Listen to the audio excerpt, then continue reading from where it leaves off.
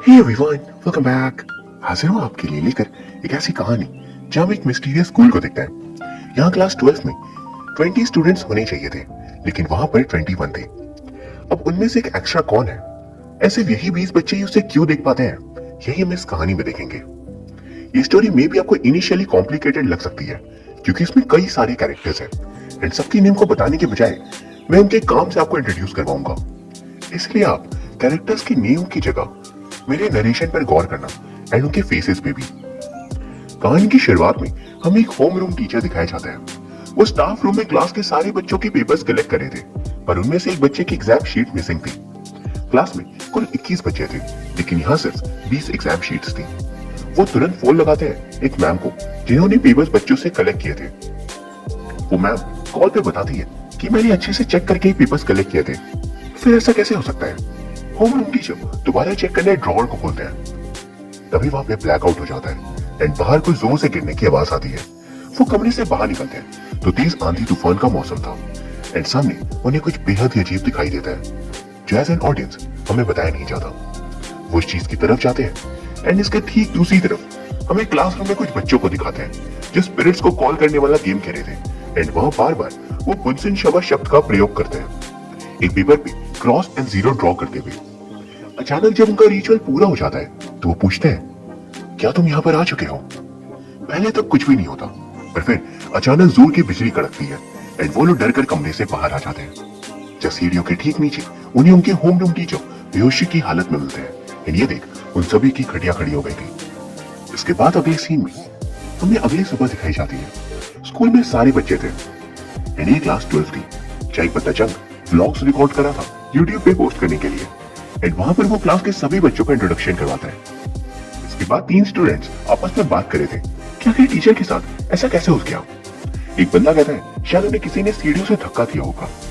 दूसरी तरफ हमें क्लास के प्रेसिडेंट को दिखाया जाता है, यानी कि आप समझ सकते हो क्लास मॉनिटर। उसे होम रूम टीचर कॉल पे बता रहे थे कि मैं हॉस्पिटल में एडमिट हूँ एंड वो उसे वहां पर ये भी कहते हैं कि क्लास में कोई भी बदमाशी तुम मत होने देना। तो क्लास प्रेसिडेंट दो यंग क्लास में आकर सभी को बताता है कि अगले 15 दिन क्लास का इंचार्ज मैं रहूंगा। बच्चे पूछते हैं आखिर सर की हालत हुई कैसे।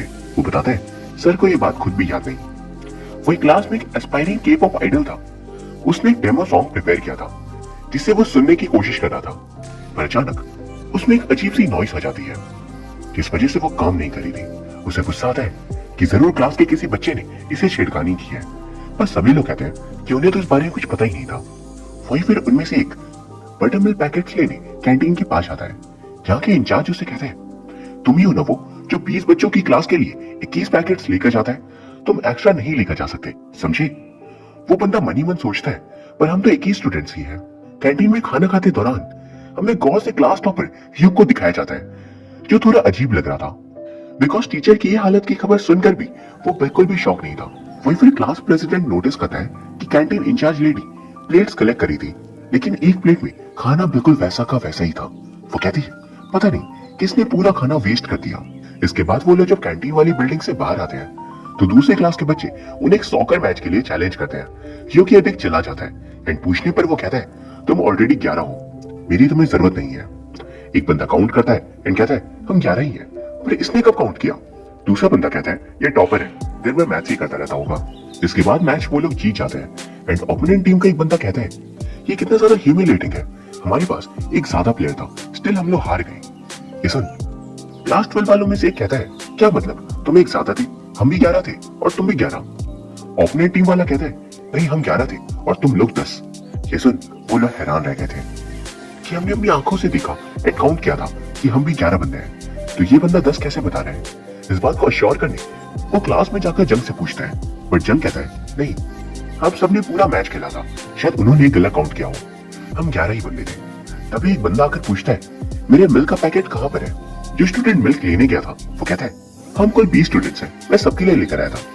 वो लोग कहते हैं 20 क्यों, हम 21 हैं, तुम्हें 21 लेकर आना चाहिए था। वो कहते हैं पर कैंटीन के इंचार्ज ने मुझसे कहा कि हमारी क्लास में सिर्फ 20 स्टूडेंट्स हैं।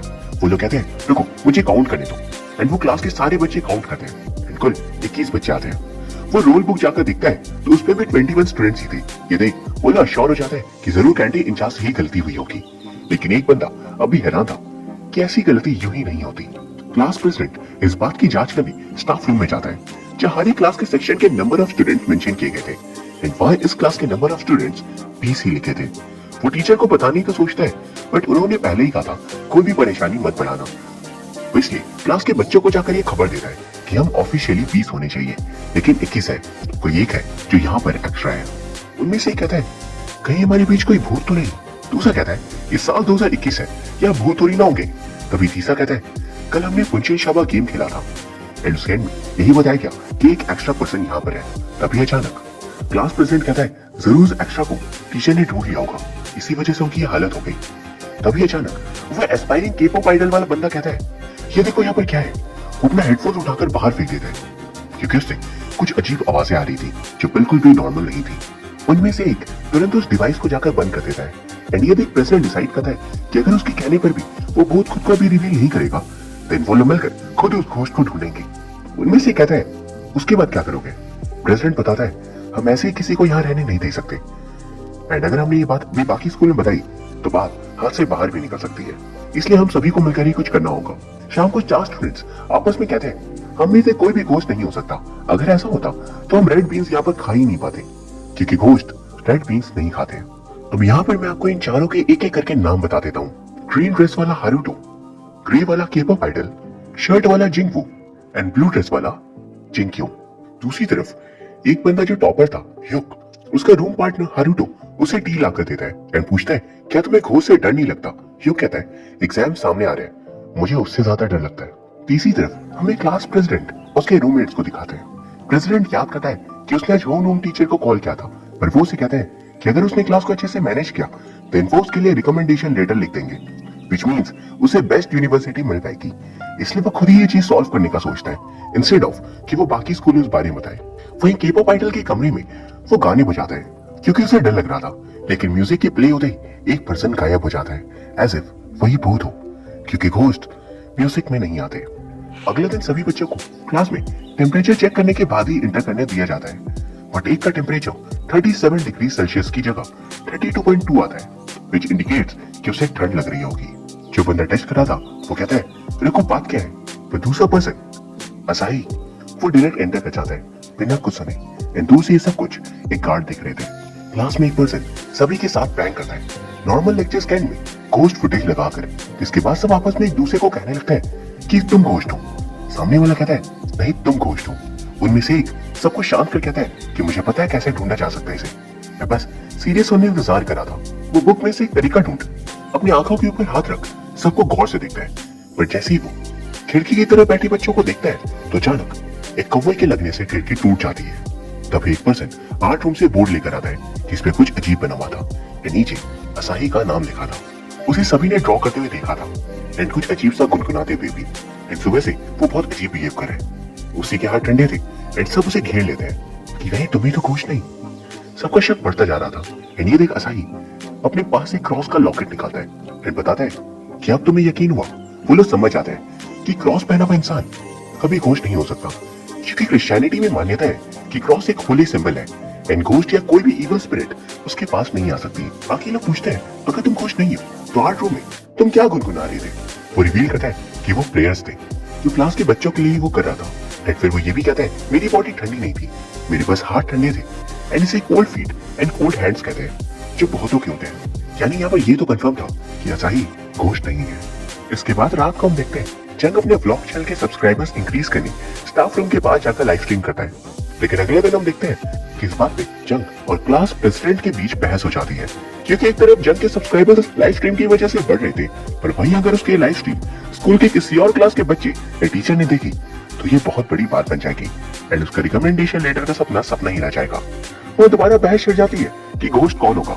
असाही कहता है घोस्ट हारुटो है। सब हंसते हैं एंड कोई विश्वास नहीं करता। हारुटो भी हैरान था कि असाही ने उसका नाम क्यों लिया। इसके बाद हमें क्लास टॉपर ह्यू को दिखाया जाता है जिसकी पहली बार एग्जाम में मार्क्स कम आए थे। टीचर से डांट सुन वो उदास था एंड तभी उसे हारुटो दिखता है एंड हारुटो उसका ही रूममेट था जिसने उसे चाय दी थी, तो दोबारा उसे वही चाय देता है। इसके बाद हम देखते हैं अचानक हारुटो जब सो रहा था तो उसके शोल्डर के पास कुछ अजीब सा निशान बन गए थे। वही जाकर मिरर में देखता है एंड तभी हमारे सामने असली सच रिवील होता है। हारुटो के रूम में ह्यूक ने कुछ स्पेशल कार्ड्स रखे थे। एक्चुअली इन कार्ड्स को उसके लिए क्लास के किसी बंदे ने दिया था उसे, ताकि वो स्पिरिट से खुद को सेफ रख सके। उसे क्या पता था कि उसका रूममेट ही घोस्ट है।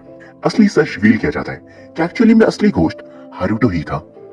एंड तभी हम फ्लैशबैक में देखते हैं हारुतो ने रेड बीन्स खाने के बजाय छिपकर फेंक दिए थे, यानी कि घोस्ट को सच में रेड बीन से एलर्जी होती है। बुनसुई शाबा गेम के वक्त सडन हैपनिंग्स उसने ही की थी ताकि सब डर जाए। एंड इस पूरे वक्त वही सब कुछ करा था, लेकिन किसी को भी पता नहीं था। अब अगले दिन हम देखते हैं ह्युक योशी से मिलता है। एक्चुअली योशी नहीं, वो कार्ड दिया था जिससे उसके कमरे में घोस्ट ना आए। एंड इसी वजह से हारुतो को चोट लगी थी। वो एक क्लास में जिनक्यू एक टेडी बियर लेकर आता है जो उसका फेवरेट टेडी था।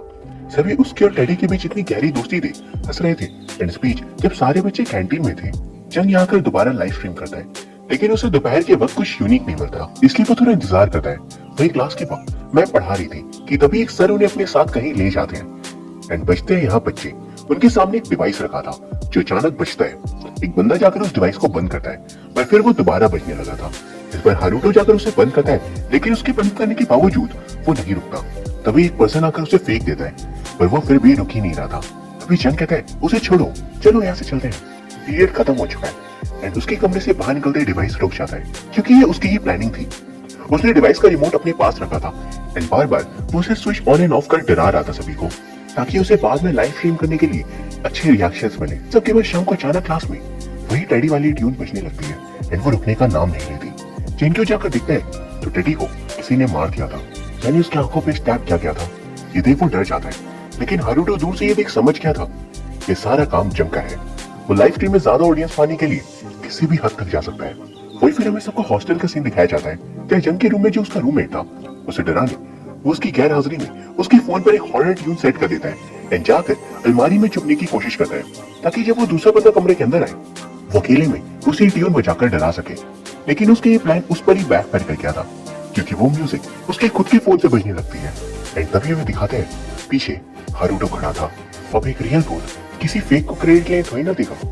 इसके बाद अगले दिन स्कूल में जंग सो रहा था, क्योंकि कल के इंसिडेंट के बाद कॉल करता भी क्या। वही क्लास में एक बंदा टैरो कार्ड्स की मदद से लोगों का भविष्य देख रहा था। इस बंदे का नाम है योशी। एक्चुअली कोरिया में इन कार्ड्स की बहुत ही मान्यता है। और वहां पर एक बच्चा जिनको उसका भविष्य देख कहता है तुम्हें कुछ दिन बाहर कमान, क्योंकि तुम्हें खतरा है। फिर वहां जब वो हारुतो का भविष्य देखता है तो अचानक टीचर आ गए थे और सभी अपनी सीट्स पे लौट जाते हैं। लेकिन वहां पर योशी हैरान था, क्योंकि हारुतो का भविष्य किसी इंसान की तरह नहीं था। क्योंकि वो हारुतो का भविष्य देख ये समझ ही नहीं पाता क्या ये सच में कोई इंसान है भी। फिर क्लास में अनाउंस किया जाता है कि जल्दी एक कार्निवल होने वाला है, ये डिफरेंट क्लासेस डिफरेंट चीजें प्रिपेयर करेंगे।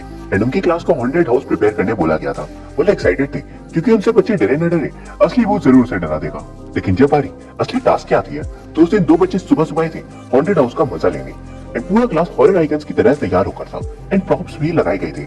लेकिन वो दोनों उन पर हंसकर पार कर जाते हैं। एक भी पर्सन उन्हें चिल्स तक नहीं दे पाता। एंड फिर वो बाहर आकर रिव्यू देते हैं ये कितना चाइल्डिश था, हमें डर तो छोड़ो हंसी आ रही थी। उसके रिव्यू के बाद एक भी बच्चा आना वहां बंद कर देता है। एंड वो सब मिलकर सोचते हैं हमसे भले ही कुछ नहीं हुआ, पर असली भूत क्या कर रहा था, क्या उसे अपनी रेपुटेशन की कोई ख्याल नहीं। एंड तभी हमें हारुतो के फेस पे जूम इन करवाया जाता है। वो मास्क लगा असली जादू शुरू करने जा रहा था।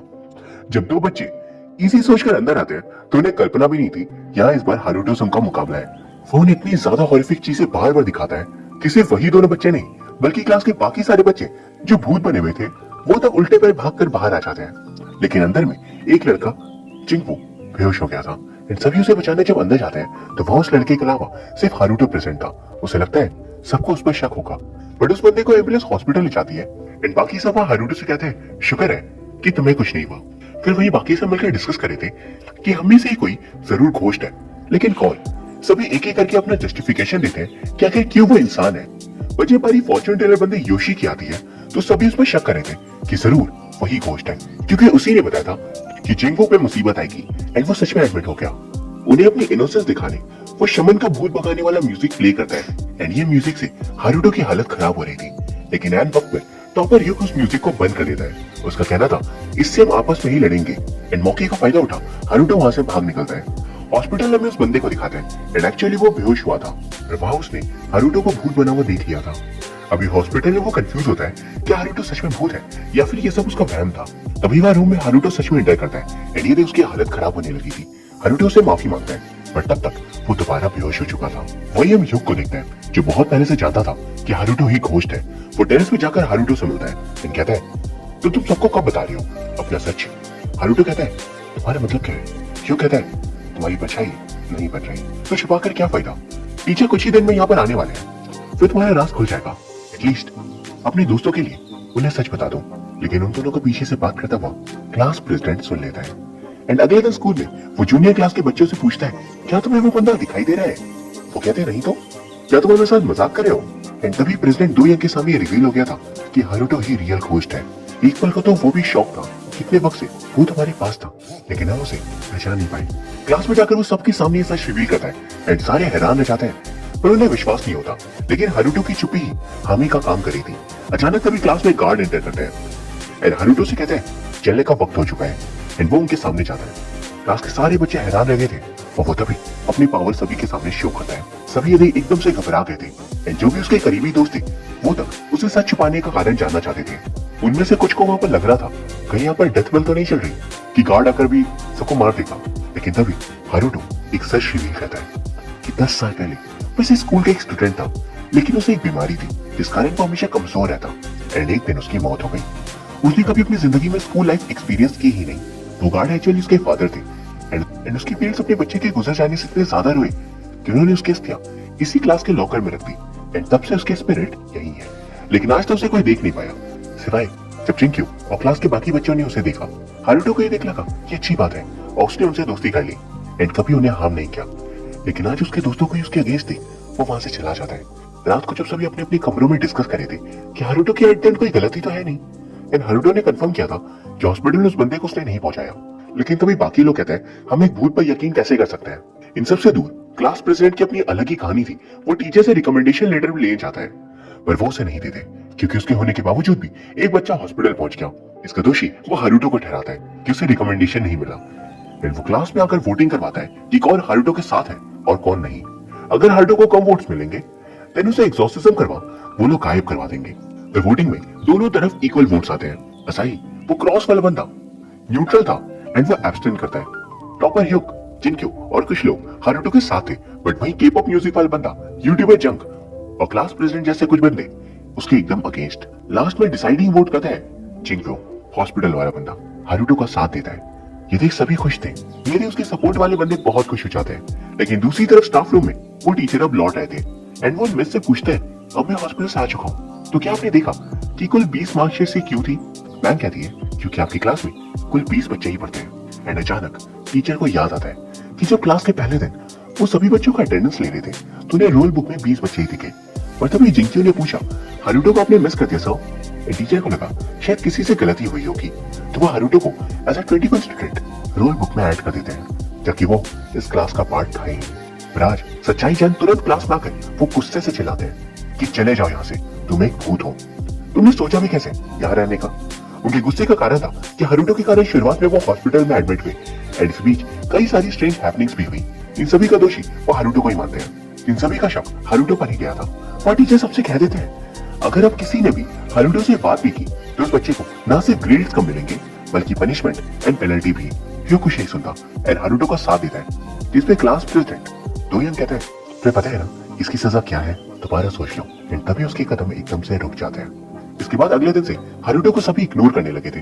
वो सबसे एक एक करके बात करने की कोशिश करता है, उनसे भी जो उसके दोस्त थे एंड उनसे भी जो उसके दोस्त नहीं थे।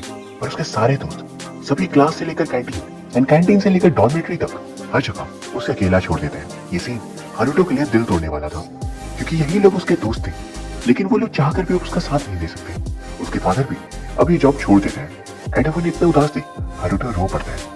अब क्योंकि उसके दोस्त भी उसके साथ नहीं थे तो वो खुद को इस दुनिया से गायब कर लेते हैं एंड अगले दिन से किसी को भी वो नजर नहीं आता। सब सोचते हैं वो आखिर कहाँ चला गया। लेकिन उसके यहाँ से गायब हो जाने के बाद इस क्लासरूम में कोई जादू सा होता है। उन बच्चों की जिंदगी में कोई जादू सा होता है क्योंकि कप में जब भी चाय की जरूरत होती अचानक चाय आ जाया करती। एंड जन के यूट्यूब लाइव स्ट्रीम पे एक होस्ट के-पॉप म्यूजिक वाले बंदे का म्यूजिक एकदम ठीक हो जाता है। एक बंदे का पेन जब जमीन पर गिरता है तो वो उसे उठाने जाता है पर पेन अपने आप हवा में उड़ता हुआ उसके हाथ में आ जाता है। उन बच्चों को यकीन नहीं हो रहा था कि सब कुछ कैसे हो रहा है लेकिन एज एन ऑडियंस हम समझ पाते हैं कि सब कुछ हारुतो कर रहा था। वह नहीं होकर भी उनके पास था। वही टॉपर ह्यूक जाकर क्लास प्रेसिडेंट दोयंग से मिलता है तो यंग बहुत ही उदास बैठा था क्योंकि उसे रिकमेंडेशन लेटर नहीं मिला। वह युग उसे बताता है कि तुमने भले ही हारुतो का साथ नहीं दिया, पर इन फोटोज को ले लो एटलीस्ट। इन फोटोज से हम साफ देख पाते हैं हारुतो का सबसे खास दोस्त क्लास प्रेसिडेंट दो यंग ही था, लेकिन अपने इस रिकमेंडेशन लेटर की दौड़ में वो अपनी दोस्ती को ही भूल चुका था। वही फिर टीचर एक शाम एक शमन को लेकर क्लास में आते हैं जो हारुतो की अस्थियों को तोड़ने जा रही थी, जो कुछ रिचुअल्स कर हारुतो की अस्थियों को ढूंढ निकालती है और फिर वो उन्हें तोड़ने जा रही थी क्योंकि उनके हिसाब से हारुतो कोई डीमन था। और इस पर बच्चे हिम्मत कर टीचर के सामने खड़े हो जाते हैं कि हारुतो कोई बुरी स्पिरिट नहीं है, वो तुम्हारी मदद करता है, प्लीज उसे छोड़ दीजिए, सिर्फ ग्रेजुएशन तक।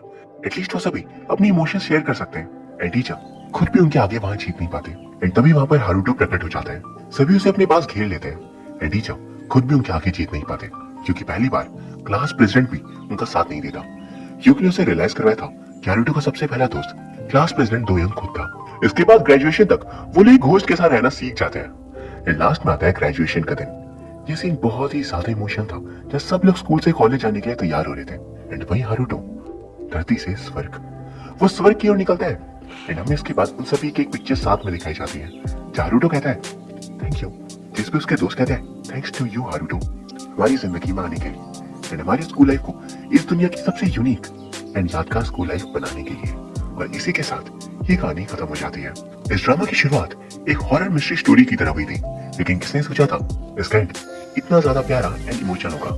अगर आपको ये कहानी पसंद आई देन प्लीज वीडियो को लाइक कर दीजिए एंड चैनल को सब्सक्राइब भी। Thank you very much for watching, see you soon.